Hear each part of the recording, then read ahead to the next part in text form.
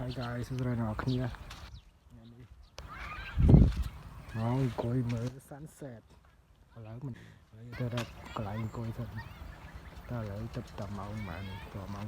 5:40ជាងម៉ោង sunset ហើយបានពេញលេចមែនតែនបាទហើយយើងទៅអង្គុយសិនគឺយើងខ្លាចអ្នកភូមិចេញក្រៅម្ដងមើល outfit ចោះឲ្យហោះខប់សេរីរីខែមកដល់នេះយើងទិញអីមកញ៉ាំហើយនេះកន្លែងយើងអង្គុយលេងហើយ and view that sunset so crazy me no yeah man so fucking like oh my god man that's beautiful view for me guys ខានចេញមកមើលយូរហើយតែតិចទៀតបានវាលិចខ្លាំងតែឥឡូវវានៅរៀងខ្ពស់អញ្ចឹងវាអត់សូវស្អាតទេវារៀងខ្ពស់ហើយម៉ោង5ជាងតែឥឡូវយើងអង្គុយញ៉ាំអីសិនខ្ញុំទិញអីមកញ៉ាំអា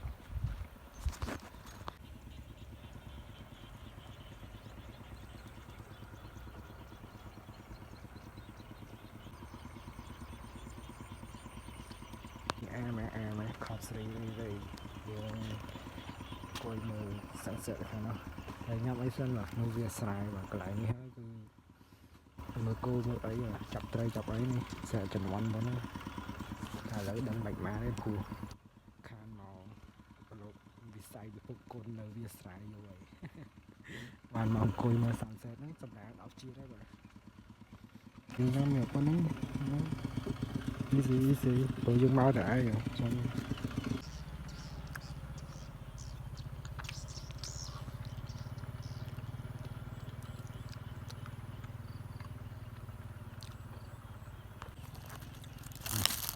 Now what? That's oh. Thôi, chúng tôi mới rồi chụp được chưa? Được chưa?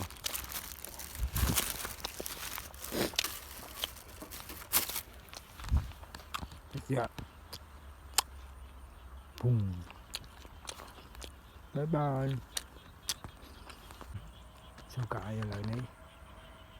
ព្រះអាទិត្យកំពុងតែធ្វើការលិចហើយ Goodbye see you tomorrow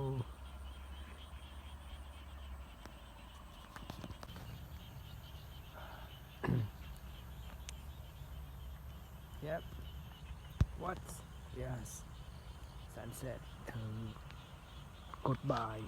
my sunset but look មើលបច្ចាស់ណាឃើញច្បាស់កន្លែងពូអែមស្រែទៅយើងថ្ងៃហ្នឹងគឺបិទវគ្គធំហ្នឹងហើយបាយ complete